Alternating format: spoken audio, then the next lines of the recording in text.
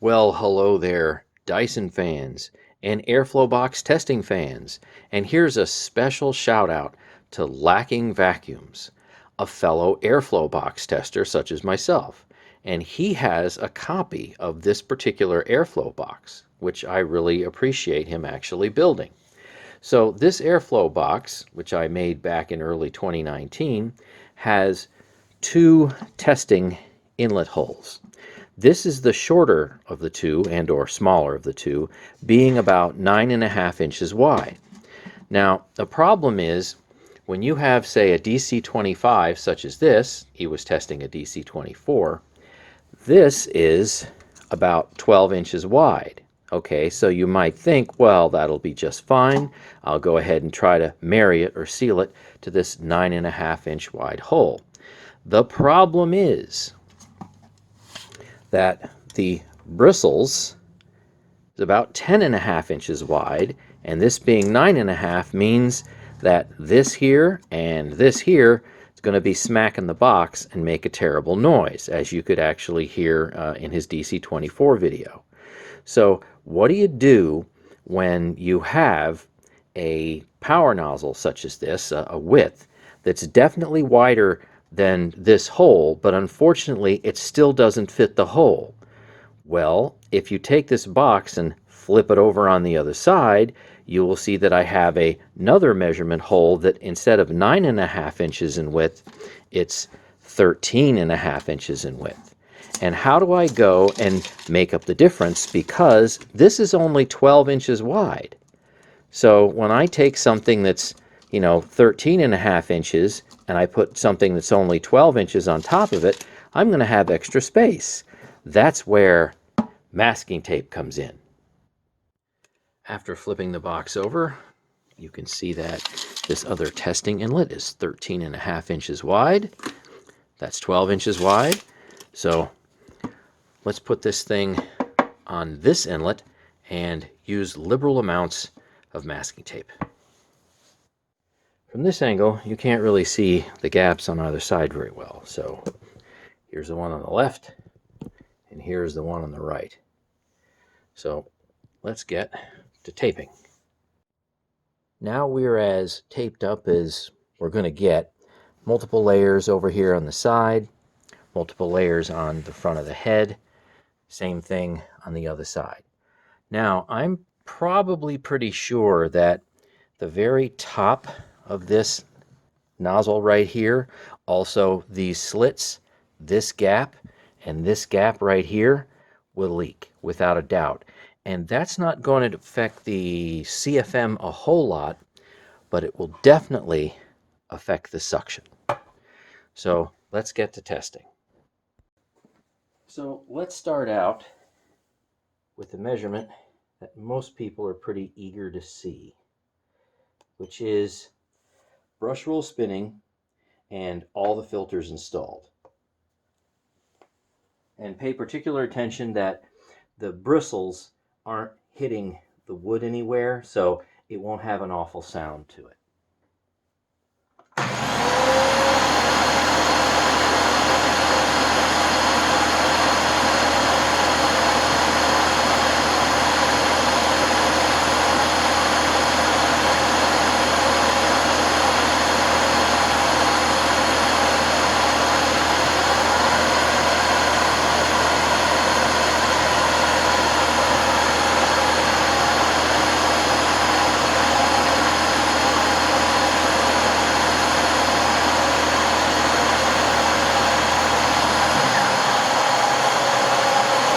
Now the brush roll is off.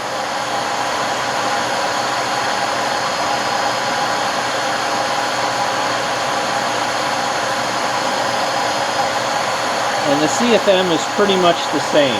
Not a whole lot of difference.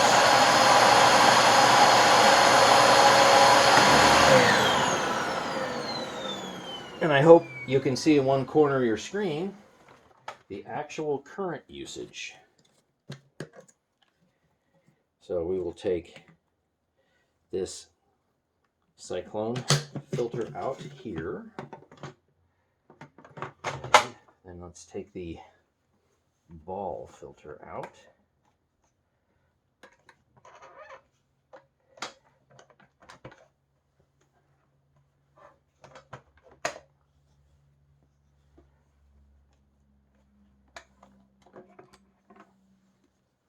Okay, so we got the filters out here. Now we're going to rerun the tests with no filters in at all. Of course, don't run your machine like this. All right, we'll start out Brushroll on.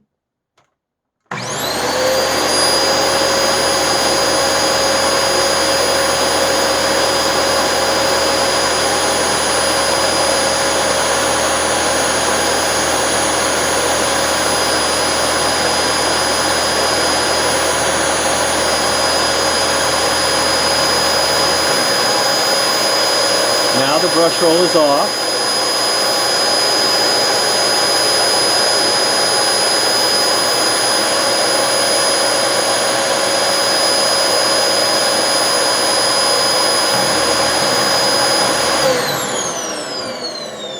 You have to hit the button pretty hard.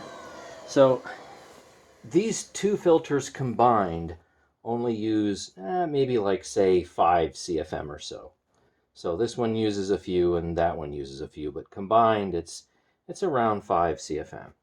Okay, so now let's see what we get for suction at the cleaner head. Gonna get kind of loud. Turn your headphones down.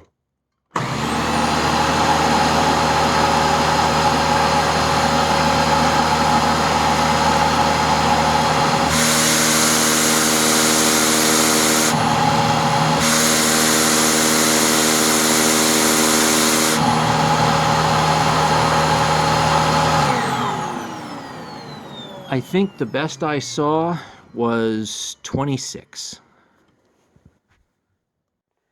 So I had a bit of a conundrum. Should I actually measure this machine specifically at a really short hose that's contracted, you know, fully compressed, or should I measure it at the wand end like I'm set up for right now? So I know people can put attachments on both at the end of the hose and then, you know, fight with stretching it out and working with that. And I know people can also put attachments on the end of the wand. Well, let me go and measure it at the end of the wand, and I'll just let you know verbally that at the end of the hose that is fully contracted, only a couple of feet long, you can hit pretty close to about 70 CFM.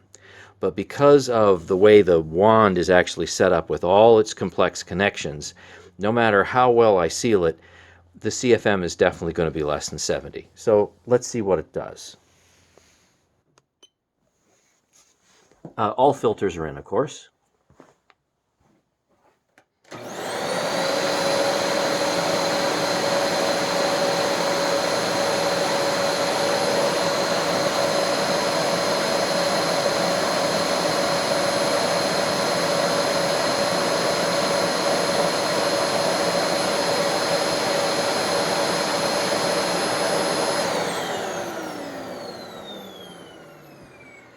So obviously when you plug the wand in and you decide to use it with that extension, even though it's a nice aluminum tube, it gets a lot less CFM than if you just use something plugged directly into the short hose. So let's see what we have for suction at the end of the wand. It's not going to be that high though. So the end of this wand is very leaky in pretty much all aspects of it, from the connector to the spring-loaded mechanism in here. So the only way to get maximum suction out of it, which is completely unrealistic test, because who's going to go and tape this up to go and use their machine, is I had to go and, well, tape it completely up. So giving you a totally unrealistic number, let's see what this thing does. And then I'll take the tape off and show you what the real number's closer to.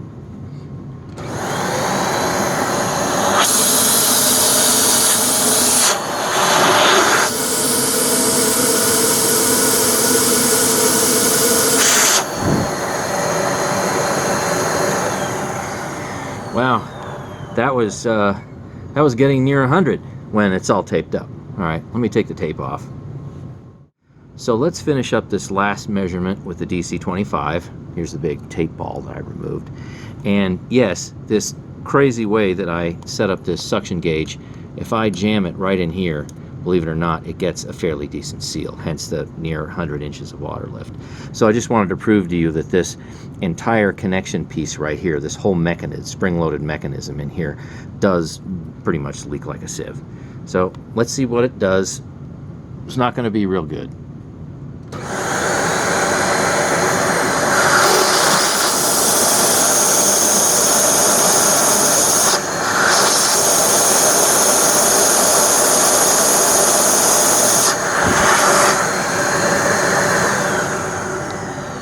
So as you can see, quite a loss, probably almost half of its suction, and that's just the nature of this particular piece. All right, so thanks for watching all these crazy tests with this DC25. Stay tuned for more.